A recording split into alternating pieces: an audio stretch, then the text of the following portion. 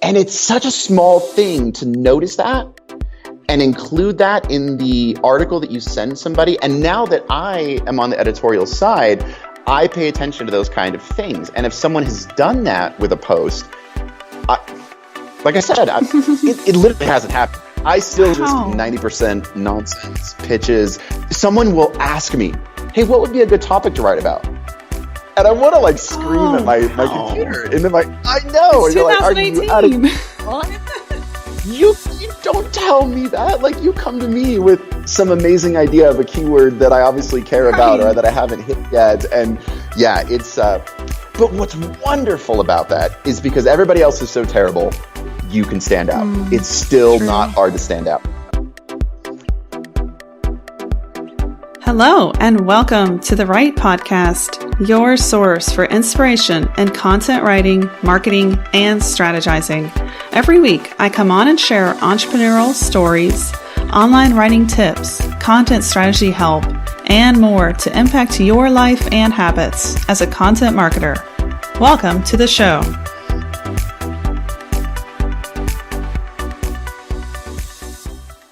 Welcome to episode 31 in the Right Podcast. Today I have Aaron-Orendorrf with me, the founder of Iconic Content. His tagline is saving the world from bad content, which I absolutely love. Aaron is a rockstar contributor at publications like Content Marketing Institute, Unbounce, Copyblogger, Inc., Entrepreneur, Fast Company, Business Insider. That's just to name a few. Aaron is one of my content marketing heroes because he's authored some of the top, and we're talking top read, top shared post of the year at the platforms that he writes on. And he was recently put in the position of editor-in-chief at Shopify Plus. I am so excited to have you on my podcast today, Aaron. You know, the whole reason I say yes to these things is for those first 5 sentences. That's my boost for the month. That was amazing. Thank you so much for inviting me. Oh, absolutely. Well, I am so honored that you said yes to coming on. I'm just thrilled to get to talk to you because I read all your content. It's next level for me to speak to you after reading your content for years. Well, if this is how every podcast went, I would say yes more often. Thank you. Awesome. Well, today's topic I am so excited about. It's content strategy for high ROI guest blogging, which I feel like guest blogging these days is just more important than ever with all of the changes that are happening on the content marketing scene. Aaron and I, just before we started recording this, were talking about how Huffington Post just shut down their contributor platform. That just happened yesterday. So content marketing is experiencing so many changes, but the leading inbound content creation methods like guest blogging, inbound content, those things are not going to change, and they're going to get more important than ever, especially for us when we create content, knowing the strategy behind that. So our topic today on content strategy is super important. Definitely recommend taking notes as you listen to Aaron and implement these into what you do next with your guest blogging.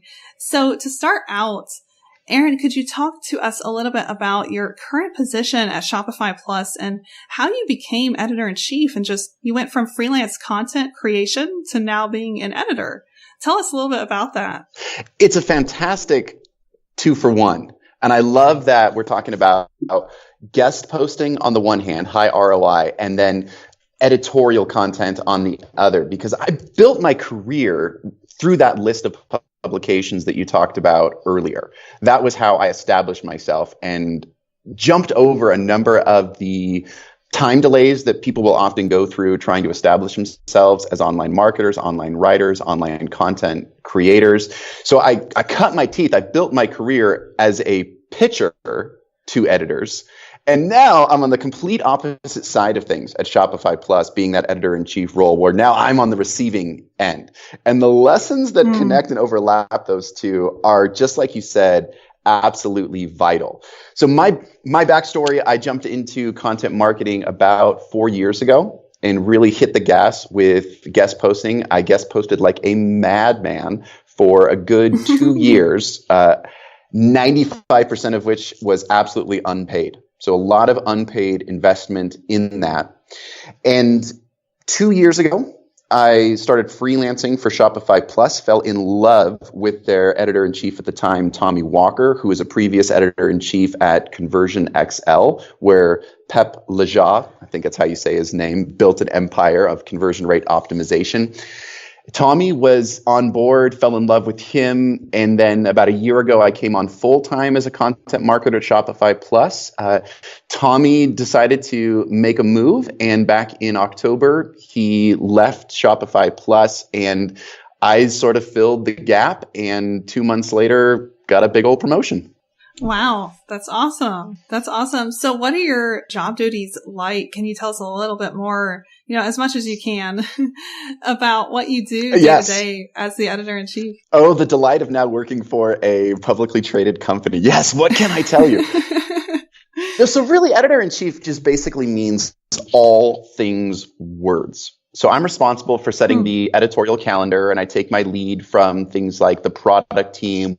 What are we releasing? The growth marketing team, what are the campaigns that we're running? What are the themes there?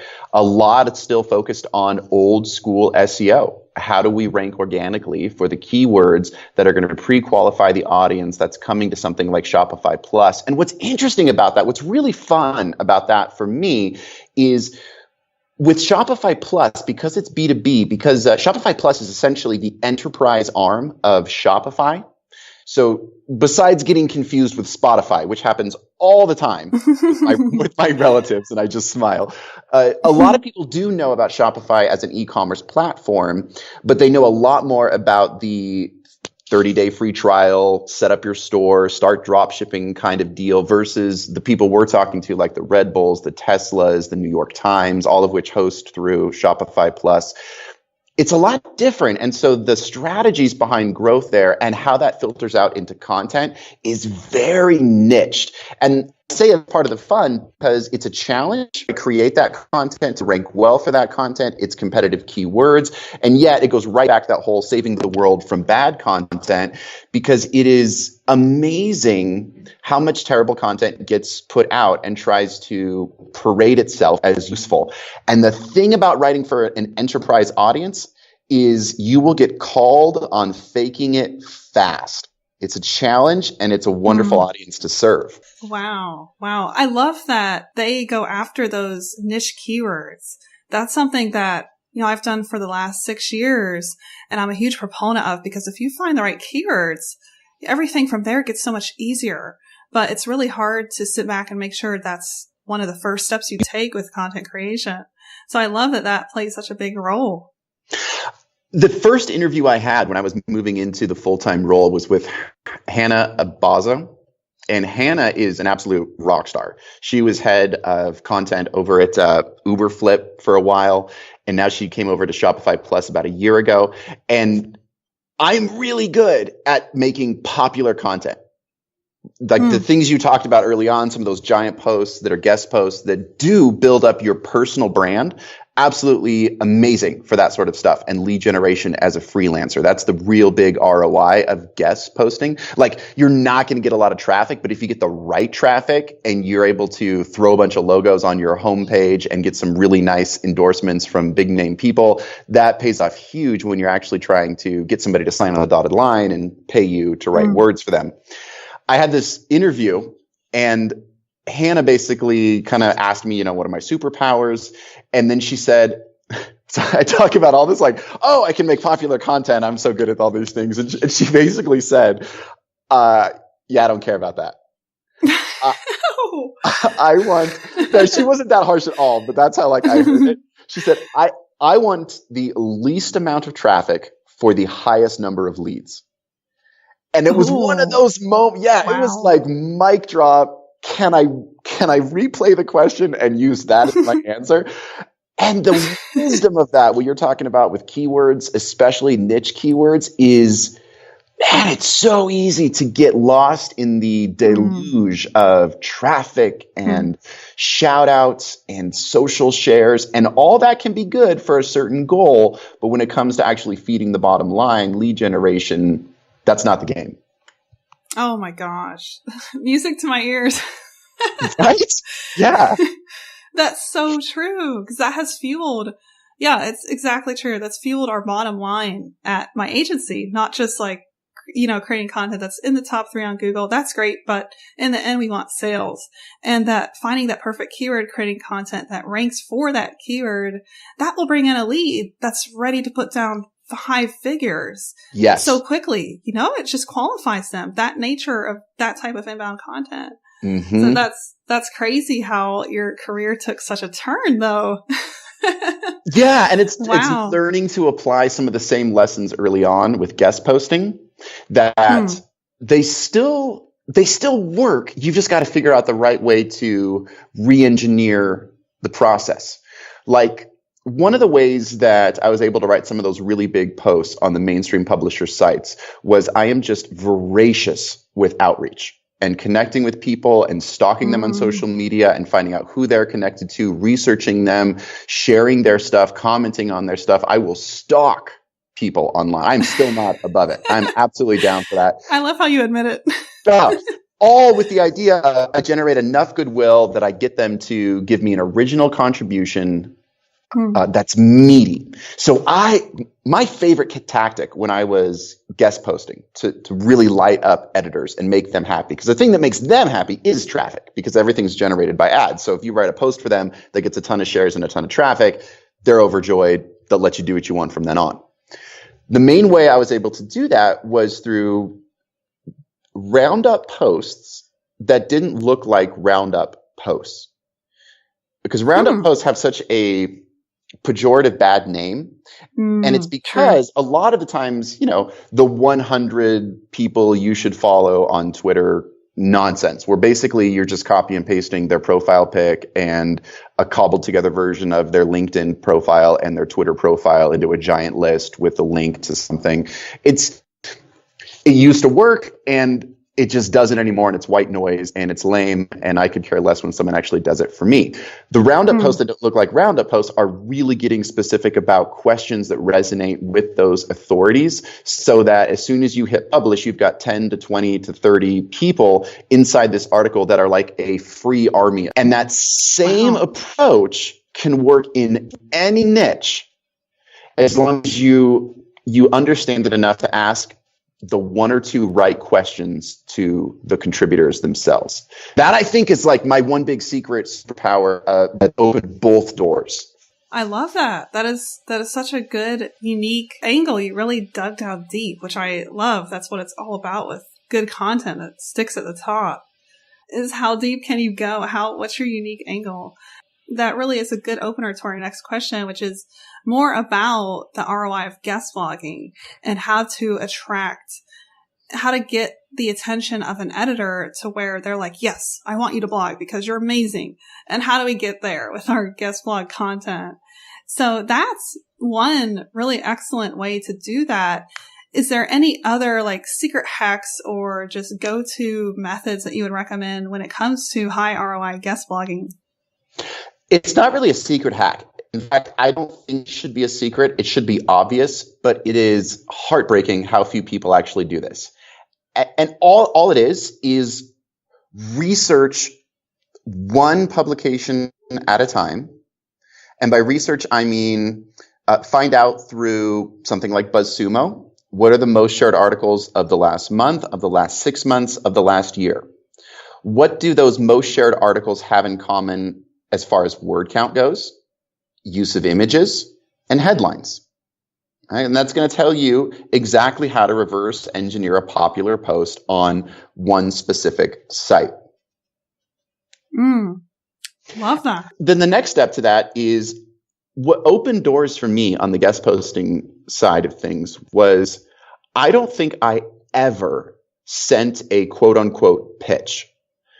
Every single time I would reach out to a new publication, I would send a complete article that I used that process of what's most popular, what are the interesting topics their audience cares about, what's the word count, what's the tone, how do they use images. I would compose an entire article as if I was writing for that publication in particular. So even the cross-linking is to other posts that already exist on their site. I would craft it, I would write the entire thing, and that's what I would send.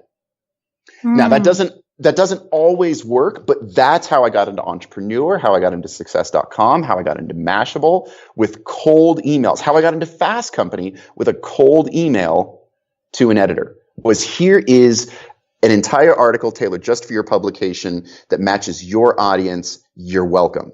And it's that whole idea of like, make it easy for editors to say yes. If I were to send them a list of 10 possible headlines, that's basically like saying, here's another piece of work for you to do. When you send somebody something that's completely tailored just to them, that's ready to go, if someone did that to me on Shopify Plus, I would lose my mind. It would go up within like a week or two. I swear to you, it's that good. And I feel the pain of that now as an editor. I was just going to ask you that. That's everything you said was so much gold. And that was my next question. Like, how does that play into our current day and age and what you see as an editor? Like, is that still super relevant? Because, I think one fear that we have whenever we approach huge guest blog platforms is, oh, they probably get so many pitches. Mine's going to go nowhere. But wait a minute. If we can sit down and do what you described, really get relevant, study, and make the job easy for the editors. Just make it easy on them. So that's still super important. Would you say it's gotten even more important?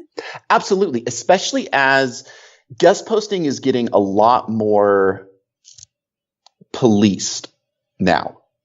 And I think this is part of the result of one of the reasons why Huffington Post shut down their contributor platform is they just opened it way too wide.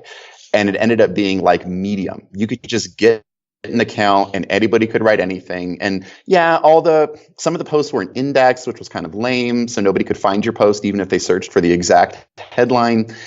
There were some like ways that Huffington Post tried to combat that with no follow links inside of the posts themselves to try to weed out a bit of this, but it still just took over.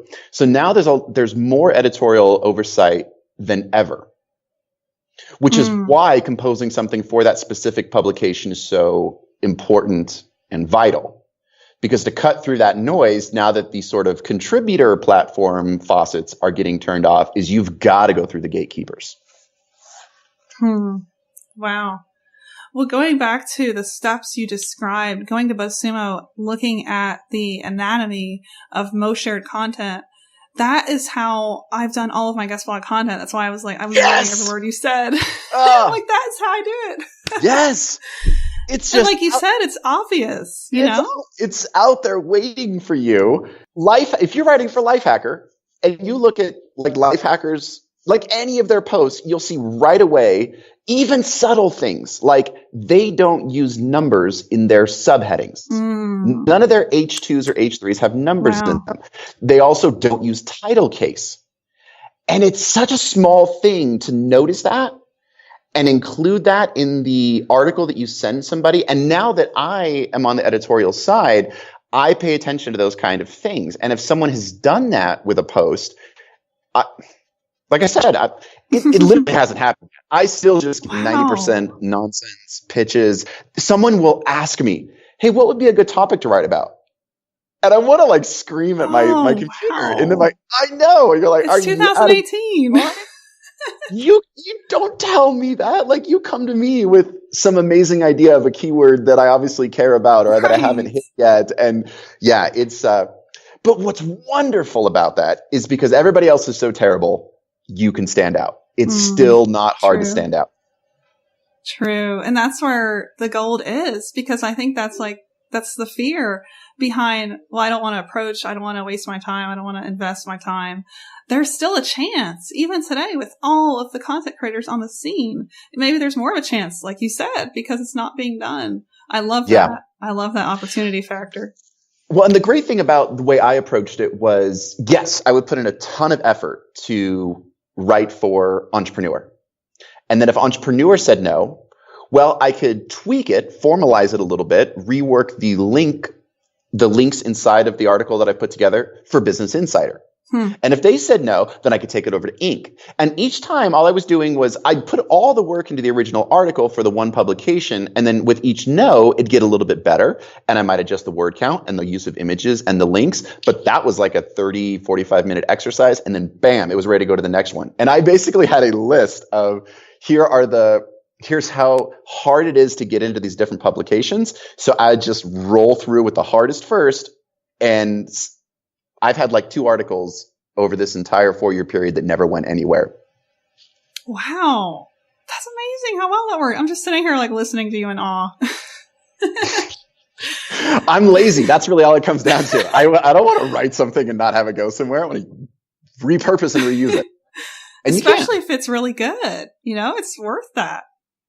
And it'll get better each time, and you tailor it each time. And sometimes somebody will just say no. And that's that whole let's get rejected thick skin. All right. Like, I'm going to get 4 no's before I get a yes. In fact, some of my best stuff, my very first post on Mashable, a little over a year ago now, that thing got rejected from Forbes, Entrepreneur, Wired, the New York Times, Harvard Business Review. Like, not just no responses. Wow. Like, it got 2 editors, and they eventually were like, just not quite the right fit. It went up on Mashable, very first article I ever had there, opened the door. And a week later, the editor emails me back and says, this had an average read time of 11 minutes on it. I have never seen that before. Wow. And it was because of all those rejections leading up to it, where the piece got better and tighter and better and tighter, and it was still stupid long because I like writing long things. He took a chance on it, and then it just getting that thick skin and knowing when to tweak and when to believe in something. Wow. I love that. That's such a testament to failure before success, which is like such a big thing for entrepreneurs and us content creators too, is not to let failure get in our way. I love that. It's so encouraging. Thanks for sharing. Oh yeah. To learn from it and get right back up. Yes. And to get better. How to get better every time. Yeah. So to wrap this up, and we could talk about these strategies forever, but you shared so many good insights that we can just take away and use, I think, right away. But to wrap up, do you have any top do's and don'ts? And this could be from your perspective now as an editor for new guest bloggers. And I know we went over some really good things, but anything to add there for do's and don'ts when approaching a guest blog platform? I would say do look first and foremost for the official contributor page. 9 times out of 10, almost every site has that. And that's going to outline all of the nuts and bolts editorial do's and don'ts. And it's insane how few people actually do that. Wow. The trick on that is I have never had a successful submission through those pages. So like Forbes has a page you can go to and submit something. New York Times has a page you can go to and submit something. I've never actually had an accepted post through those because that's where everybody throws the pitches. Once I understand what they're looking for, whether it's through BuzzSumo and reverse engineering it or just going straight to what do they say they want? Okay, let's build it. Do email as many editors as you can directly, one at a time. And there is a fantastic tool. I have no idea how it's legal. I think it's called Contact Out. Contact Out. It's a Chrome extension that lays on top of LinkedIn. And you can go to anybody's LinkedIn profile, click this little extension, and it scrapes their LinkedIn profile for email addresses. Wow, that's wild. I don't know how much longer it's going to be in existence now that I've said it out loud. Somehow this thing exists and it's legal. Yes, and so what I've done is I use that and I use some other techniques to try to get the person's email address to hit up like 5 to 6 people at each publication I'm targeting directly. And I hit them one-on-one, so I'm not like blasting. I use their first name. And this also works really well when I'm trying to get guest contributors to my stuff. So like I did this to get a hold of head of growth Slack, at Uber, at freaking Instagram. I'm not kidding. Like, wow. Head of growth at Instagram replied to an email that I used this method to put together. Wow. That is amazing. Well, I'm going to get the link for that tool if it's still out there and add that to our show notes. Sujin Patel turned me onto that. Sujin Patel is the one to blame. I don't think he owns it. It's not his, but if you want someone to blame or get in trouble, that's the guy, not me. Go to Sujin. Yeah. That's funny. He actually wrote the foreword of my first book. So he and I He and I go way back, so I'll have to message him about that. Do it. Tell him I blamed him. That's great. Well, thank you so much for being on my show today, Aaron, and being so transparent and sharing so many good things on this topic. Absolutely loved it, and so honored that you came here and talked with me on this show. Oh, thank you for having me. I cannot wait to hear this when it comes out. I'll clip those first 2 minutes of you saying nice things about me, just put it on repeat for when I feel down. I hope that you enjoyed today's podcast with the amazing Aaron Orendorff. You can follow Aaron on Twitter at Iconic Content. Have you checked out my practical content strategy certification course yet? You can check it out at contentstrategycourses.com. What I do in this course is I help content creators get off the ground and learn high ROI strategy and marketing skills. And you can actually download 5 free lessons from the course at bit.ly/content strategy free course. That's bit.ly/content strategy free course. Be sure to subscribe in iTunes to catch our next episode of the Right Podcast.